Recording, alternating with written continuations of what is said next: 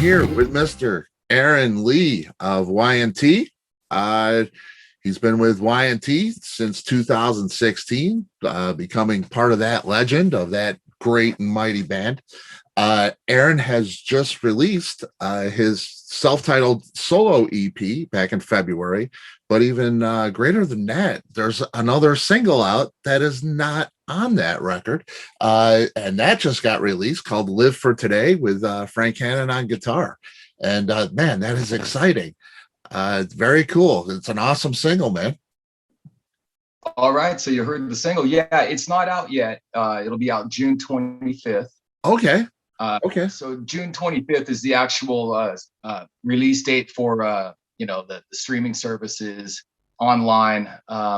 But what I'm gonna do is 1 week before is I'm gonna have it available on my website, aaronlee.com, to download a week before. So I'll offer a high quality download of an MP3 and get it out a little early. Man, that is way cool, and it is a great single. Thank you. Yeah, it's really cool. And I'm listening to the EP, and then I hear the single, and I'm thinking to myself, how much more you got? How much is on that cutting room floor when you did the EP, and how much do you have in the vault? Well, I'm a guy that works one song at a time, so there's not a whole lot of cutting room floor stuff. I pick and choose what I'm just gonna be able to work out, and I just concentrate on those. But this one just came after the EP was already done, and I just figured I've got music coming out of my body right now, so I better do it. Yeah, man. The antenna's working right now. That is way cool. Yeah, for sure. Why do a solo record? Back in February, releasing that, of course, with COVID and everything. Do you write on a regular basis? And, did you have a goal with releasing a solo record? No, I had one song that I was going to release as a single called Insanity. That was the first one. And that was really all I had on the plate. Didn't expect to do much after that, but with time being away from the band, not touring, being in my home studio, and just time on my hands, I just decided to just keep recording. Like I said, the antenna is working right now. It's pointed in the right direction, So I'm just receiving stuff here and there, man, and taking it as it comes. And so after Insanity, I had some more things that I wanted to record and get out there. And as I put them out as singles, and then I just compiled them into an EP just to have a physical product, So, okay. And also it's, that EP is a certain style, and it wasn't intended by any means, but it was more of a acoustic-y, poppy, not like current pop, but like 70s California pop. Yeah, I guess that wasn't intended. It's just what came out. It's what I just saying at the time, just to put a physical product out. And then I started writing Live for Today, which is a lot more rockin', up tempo, and a little closer to let's say like a Y&T even, or a Tesla, or I would say what I hear in it is a little more of like a Cheap Trick meets Foo Fighters kind of a feel to it. But yeah, it's all speculation, man. Yeah, and that's just naturally how you write. You weren't setting out to try and make that type of a song. No, not at all. That's cool. That's cool. Will you release singles and EPs in the future, or possibly a full-length album? Absolutely. Yeah, I don't know when that'll happen, but definitely, as long as my hands are working and I can continue to make music, I'll keep making music. It's just something I've done my whole life. I've been lucky enough to end up in one of my favorite bands, Y&T. And, I couldn't have asked for what Y&T was my favorite band when I was 14 years old. what prompted music in the first place was that band. And, you know, to end up in that situation, to be the bass player, you know, and I idolized Phil Kennemore, and, you know, Yeah. to listen to all his bass lines, and, you know, really dug deep with that. But yeah, so, you know, as long as I'm still able to make music and play in Y&T and go out and do acoustic shows, yeah, I'm going to keep putting music out. That's awesome. That's good news, man. Have you ever played your solo stuff for Dave or the guys in Y&T? Have they heard it? I know that they've heard Insanity, the first single, because I sent it to them and they responded. uh, but I haven't, you know, I haven't been pushing that over to them. You know, if they want to hear it, they can hear it. You know, that's cool. I'm doing this for me. You know, this is something that I've been wanting to do for a long time, was put out solo music. So I honestly, it's just coming from my heart and what I feel is true to myself, and sharing it. That's all it is. That's great, man. That's what it's really all about. You know, you gotta be happy with what you're doing with yourself for sure. What's the biggest, now you were in Frank Hannon's band for a while, Mhm. played with Frank. Um, Frank, you know, I think of Frank and Dave as pretty much those legendary guys, you know what I mean? Those classic rock great players. They're right in there. Those two guys. What is the biggest difference between playing like in Frank's band and playing in Y&T? Well, what's interesting is what you were bringing up of comparing the two guitar players. First, I want to say that, you know, Frank was influenced by Dave Meniketti Mhm. in some ways. You know, Tesla used to be called Earthshaker, so they were Right. very influenced by Y&T coming up.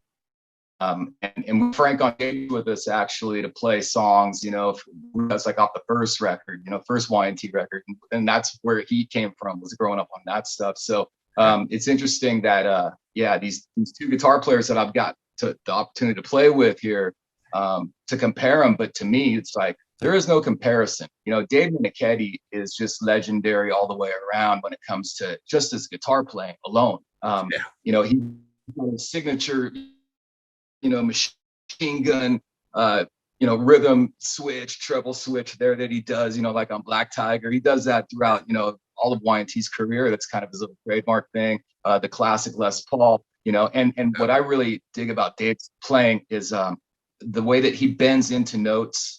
You know, it's very unique in his vibrato. It's something that, I mean, if you're a Y&T fan, you know, when you hear Dave Meniketti, all you need to hear is about 4 notes of a guitar solo, and then you know it's Dave Meniketti, you know. And then when it comes to Frank, he's just one of those players that's so versatile in that he can play anything in almost any style that he wants. You know, he's one of the most talented people I've ever met, and the coolest dude. And I'll tell you what, if it wasn't for meeting Frank Hannon back in 2012, I wouldn't be probably talking to you right now. So everything in between here right now and in 2012, you know, it's been a whole chunk of time that's really helped to move me as a musician and you know, in this career of music forward, you know. So I'm very thankful to Frank. Oh, and so am I. That's great. That he's the reason we're together. That's way cool. Yeah, and Frank, he's got a crop of musicians over there too. These young kids. You know, JT Lux and the Red Voodoo guys and Austin Moe. You know, I mean, he's just he's really mentoring these kids, and they're something else. You know, it's pretty great. I know that you play. What was that? Oh, a lot of talent that he's been working with. Yeah. Yeah, completely. I know you play more than bass, obviously. You play just about every instrument known to mankind. Uh, did you play everything on the EP? Yes, sir. Wow. Um, Yeah, I mean, and that's something that you know, working by yourself. I'm really influenced in that way. The solo thing is like by like let's say Prince or Lenny Kravitz. You know how they play all the instruments, they produce the music. They already hear it in their head. They're just putting it out on a medium. You know, Hmm. getting it out as a fully produced thing. But working by yourself as a solo guy and not being able to bounce things off of people, you know, sometimes it becomes a battle, you know. So uh, you know, playing everything and laying down parts, and you know, it's like you know where you're going, but do you know when you get there? Yeah. When do you stop, you know? um being in Y&T and being such a big fan that you are, and you were as a kid, um is like your favorite song as a kid, is that the same, since you've been in the band, you know what's your favorite song to play? Is it the same as when you were a kid? Y&T song. Yeah. You know what I really enjoy playing every time is Hang 'em High. Okay. Yeah, you guys usually Uh, open with that one, don't you? you know, not since I've been in the band. I don't think we've opened with Hang 'em Really? High. Yeah. Wow. Okay. Yeah, that's a rocker, man. Oh yeah, and there's just something about that song live that is just driving so hard that, but you're in full control. You know, you're driving hard and you're driving fast, but it's fully controlled, and it's a beautiful thing, man. And watching the faces in the crowd, and you know, the diehards love it. Oh yeah. Oh hell yeah. Back in 2018, you did an Acoustic Classics Volume 1 record. I think it was 6 songs, Yeah, acoustically. it Um, was. yeah, and you were kind of, that was your thing. You mixed that record. Um, will we see another one of those? It's Volume 1. There's got to be a Volume 2, right? Well, that is the talk. You know, I mean, we never know, you know, but that is definitely something that down the road will probably happen.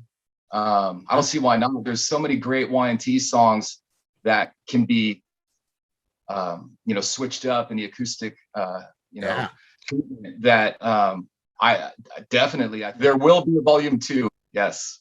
That's way cool. That's way cool. Good to hear. That first one's really, really cool. Like you say, I mean, Y&T songs translate so well to the acoustic, and those arrangements are really cool. Really different. It's a really cool record. Um, are you working with anyone in the producer role? Now I know, you mix that record. You do have your own home studio. Are you doing something like Frank does, maybe with another band? Are you producing anybody or anything like that? Not at the moment. I just been concentrating on my own stuff. So you know, I mean, nothing, no major project or anything. I have in the past, you know, Right. done producer situations. I really enjoy that. I love being in the studio and I love recording.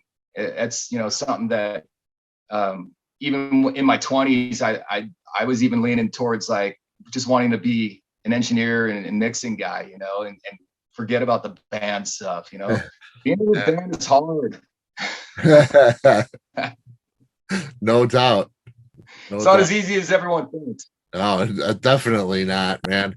Um, is that something you'd like to pursue in the future? I would imagine it is. Getting new music, new bands in there and producing their music. Yeah, absolutely. I'd be all for that. You know, it just have to be the right situation, of course, of Sure. you know, really being able to dig in with whether it was a band or a solo artist. But Yeah. I have done that in the past, though, Yeah. with people. Yeah, yeah, I know he did a James Durbin record. I talked to James not that long ago, and I mean, it's great to see, two minds like that and musicians come together and make great music. It's awesome. Um, will we see a studio record? Here's the big question. Will we see a studio record from Y&T that you are on? We want to see you on a Y&T record. And that's got to be a big desire for yourself too. Well, technically, I am on a Y&T record, the acoustic record. Right. True. But, I was but new yes, studio material. to actually get in the studio and write with the band and create some new music and put it out would be a bucket list. If there is a bucket list, that is definitely at the top. It has to be done, at least for me. Yeah, totally. I'm really hoping that can happen. We'll see. It's everything changes so fast daily. It's not weekly or monthly anymore. It's daily. So yeah, just don't know. That's a little about what the song "Live for Today," my single that's coming out June 25th. yep. It's kind of about that, living in the moment and really just taking stock of where you're standing that moment and reminding yourself that all you really have is today, right? So looking down the road, no one's got a crystal ball, and to see if there's going to be a new Y&T record, we'll see. Yeah, we'd love to hear you on a Y&T studio record, man. That would be great. Have you written with Dave and the guys?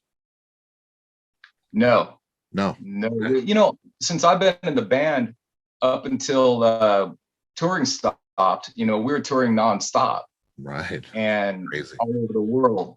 Yeah, so that takes time, and then once you're home, last thing you really want to do is jump back in and start, doing something. Because honestly, as everyone knows, most people know that once you commit to a project of recording a new album, a full album, that's a big chunk of time. It can be, the writing process, recording, and then getting it, manufactured and put out. It's like this big thing. So it's a chunk of time, and I would have hoped that we would have done that in the last year here, but I guess things just, were meant for me to just make music this time around. Yeah, and it's a great thing, man.